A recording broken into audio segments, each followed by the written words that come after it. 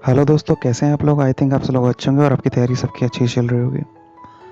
देखो दोस्तों, SSC JE RPSC ACF या फिर कोई भी एग्ज़ाम हो जो टेक्निकल हो, उन में सिलेक्शन पाने के लिए एक स्ट्रेटजी होती है जिसके थ्रू सिलेक्शन पक्का होता है।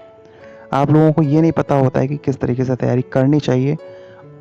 तो आप लोग क्या है, बस थ्योरी पढ़ते रहते हो, पढ़ते रहते हो। और मैं आपको रियलिटी बता रहा हूँ, क्या जो लोग थ्योरी पढ़ के अपना काम चला रहे हैं, सिलेक्शन नहीं हो सकता, इम्पॉसिबल है। पहली बात तो ये, ठीक है ना। और देखो, किसी भी टेक्निकल के एग्ज़ाम में पास होने के लिए, जॉब लगाने के लिए, मैं आज जो मेथड बता रहा हूँ ना, उसको अपना लेना। मैं गारंटेड बोल रहा हूँ कि आपका सिलेक्शन हो जाएगा। बहुत एक्सपीरियंस के बाद में, एनालिसिस करने के बाद में ये आपको चीज़ें मैं बताने जा रहा हूँ, ठीक है ना। तो देखो सुनो, आपको करना है क्या है। पहली बात तो ये कि जो लोग थ्योरी पढ़ते हैं, तो मैक्सिमम से मैक्सिमम 1 से 2 से और 3 बार, मैक्सिमम 3 बार थ्योरी पढ़नी होती है। बस एक ही बार पढ़नी होती है जब आप लोग कोचिंग में तैयारी करते हो। बस थ्योरी का टाइम वही रहता है। उसके बाद में आपको क्या करना है, उसी टाइम के बाद में जब आपकी थ्योरी कंप्लीट हो जाए, उसके बाद में आपको भले थ्योरी आती हो चाहे नहीं आती हो, आपको क्वेश्चन लगाने स्टार्ट कर देने हैं। एसएससी जेई लेवल के क्वेश्चन जो होते हैं वो हर एग्ज़ाम में पूछे जाते हैं मोस्टली, चाहे वो पीएससी हो।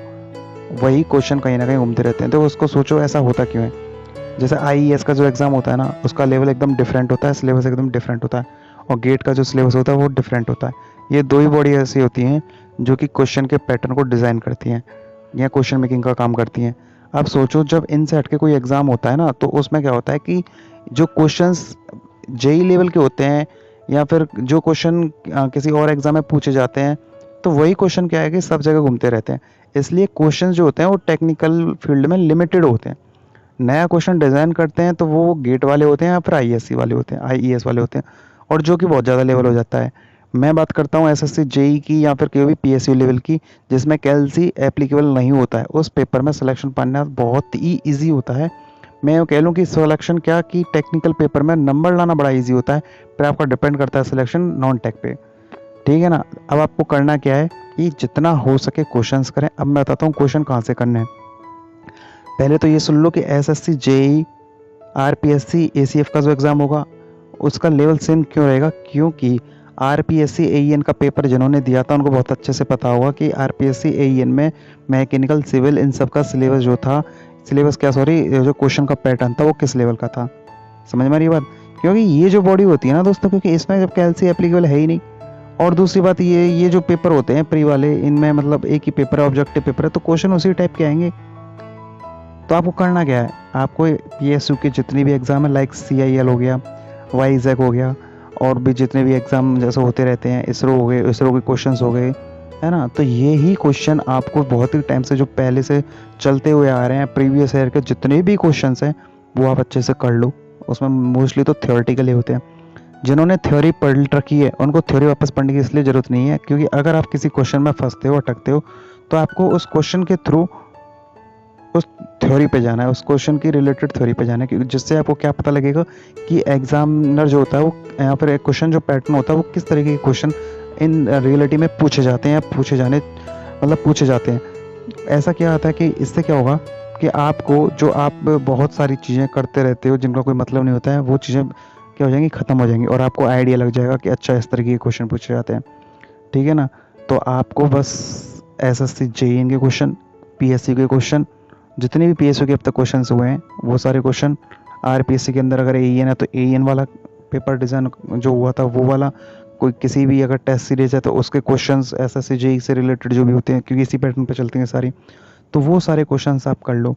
अब देखो, अगर आपके माइंड में 10,000 के क्वेश्चन अगर है ना, तो आप, मैं गारंटेड से एक चीज़ बता रहा हूँ कि आपका सिलेक्शन हो जाएगा। सिलेक्शन इन द मतलब कि आपका टेक्निकल पोर्शन जो है बहुत स्ट्रांग हो जाएगा। ये रीज़न क्या होता है कि जब आप बहुत ज़्यादा मेहनत कर लोगे इस फील्ड में, बहुत ज़्यादा क्वेश्चंस कर लोगे, तो किसी भी तरीके का क्वेश्चन आ जाए, किसी भी तरीके का क्वेश्चन आ जाए, चाहे वो कैसा भी क्वेश्चन हो, अगर वो नहीं भी आता होगा ना, तो आप ऑप्शन के थ्रू क्वेश्चन के आंसर तक पहुंच जाओगे। और यार आपको सिलेक्शन ही लेना है, ज़्यादा पीएचडी तो इसमें करनी नहीं है। जिनको पीएचडी करनी है वो गेट के थ्रू एमटेक कर लेते हैं, ठीक है ना। तो देखो, स्मार्ट वे में स्टडी करो। पहली बात, जिन्होंने आरपीएससी एसीएफ और एसएससी जेईएन के फॉर्म जिन्होंने फिल किए हुए हैं, उनको क्या करना है, उनको प्रीवियस ईयर के क्वेश्चंस करने हैं, ईमानदारी के साथ क्वेश्चन करने हैं। टेस्ट सीरीज हो तो टेस्ट सीरीज ज्वाइन कर लो, मेरा कहने का मतलब बस यही है कि जितना हो सके क्वेश्चंस करो और एक लिमिट सेट कर लो कि कम से कम माइंड में या आपके थ्रू करीबन 5 से 10,000 क्वेश्चन आपके थ्रू होने ही चाहिए। फिर आप देखना अंदर से जो आवाज़ आती है ना वो आपको ज़रूर सुनाई देगी, अपने आप फील होने लग जाएगा कि सिलेक्शन कब होता है। इसके बाद में बचता है नॉन टेक पोर्शन। देखो नॉन टेक पोर्शन का सिस्टम आपको पता ही है कि उसमें तो मेहनत करनी पड़ेगी और पेन भी चलाना पड़ेगा एप्टीट्यूड के लिए, रीजनिंग के लिए, क्योंकि आजकल वो हर जगह कॉमन हो चुका है। और बिना नॉन टेक के सिलेक्शन तो आप भूल ही जाना, तो नॉन टेक तो आपको करना पड़ेगा। लेकिन प्रायोरिटी हो जाती है टेक्निकल के इसलिए क्योंकि आपकी हर जगह टेक्निकल तो चलती है ना। तो आपको हर कीमत पे आरपीएससी एईएन में अगर सिलेक्शन, एसीएफ में अगर आपको सिलेक्शन लेना है तो आप कंफर्म मानो कि आप नंबर ऑफ क्वेश्चन जो है ना वो बढ़ा दो, प्रैक्टिस करना स्टार्ट कर दो। किताब लेके सिर्फ बैठने से, लेट के पढ़ने से सिलेक्शन होने वाला नहीं है और थ्योरी को रटने से कुछ होने वाला नहीं है। आपको बैठ के तरीके से मेहनत करनी ही पड़ेगी, उसके अलावा दूसरा ऑप्शन बिल्कुल भी नहीं है, ठीक है। और इसके अलावा एसएससी जेई की टेस्ट सीरीज की बहुत सारी टेस्ट सीरीज मिल जाएंगी, टेक्स्ट बुक हो गया और बहुत सारे ऑप्शन है, वहाँ से टेस्ट सीरीज के थ्रू क्वेश्चंस करें। और प्रीवियस ईयर के मैंने आपको बता दिया, और बुक्स भी बहुत सारी आती हैं और वही क्वेश्चन कहीं ना कहीं घूमते ही रहते हैं, तो उनके बाहर कहीं नहीं आना जाना। और एक बार करके देख लो, आइडिया आपको अच्छे से लग जाएगा कि अगर आपने 1,000-2,000 भी क्वेश्चन कर लिए सब्जेक्ट के टेक्निकल में, तो आप बिलीव करना कि सिलेक्शन क्या, मैं तो कह रहा हूँ टेक्निकल फुल में से फुल हो जाएगा, अच्छे से हो जाएगा। उसके बाद में जो थ्योरी, अब बात करता हूँ, ऐसा नहीं है कि थ्योरी नहीं करनी होती, देखो थ्योरी में कुछ चीज़ें बहुत इंपॉर्टेंट होती हैं जिनकी उन्हें काम नहीं चलना, तो यार ये सब एक्सपीरियंस से आता है। लेकिन मेन चीज़ होती है ना वो होती है क्वेश्चंस, क्योंकि टेक्निकल फील्ड में क्वेश्चंस लिमिटेड होते हैं, इसलिए क्वेश्चंस पे ज़्यादा ध्यान दो। और जिन लोगों ने मैथमेटिक्स लिया हुआ है उनकी सीरीज़ में करा ही रहा हूँ, वो वहाँ पर जाके देख सकते हैं कि मैथमेटिक्स को हल्की में मत लेना। एप्टीट्यूड का पेपर नहीं हो रहा, कोई एसएससी का पेपर नहीं हो रहा, आरपीएससी एसीएफ फर्स्ट ग्रेड की जॉब है जो कि आरएएस के पे ग्रेड के लेवल के इक्वल है, कोई मजाक नहीं है। The level of the standard will equal to the IFS exam clearly mention in the RPSC ACF advertisement 2018, you can see, you can check there. तो आई होप कि दोस्तों आपको भी ये मेरी बातें समझ में आई होंगी और एक सही डायरेक्शन में सिलेक्शन करोगे तो ज़्यादा बेटर है। नहीं तो अगर मंजिल तो देखो सबकी सेम होती है लेकिन रास्ते सबके डिफरेंट होते हैं, तो कोई अगर लंबे रास्ते से अगर जा रहा होगा ना तो समझ लेना कि उतना ही टाइम लगेगा। स्मार्ट वे में हर तरफ से जानकारी जुटाते हुए पढ़ाई करना और सिलेक्शन लेना। कोई डाउट हो, कुछ भी हो, तो आप मेरे से कमेंट में करके पूछ सकते हैं। चैनल को सब्सक्राइब करना और हर तरह की अपडेट के लिए इसी तरीके से जुड़े रहना।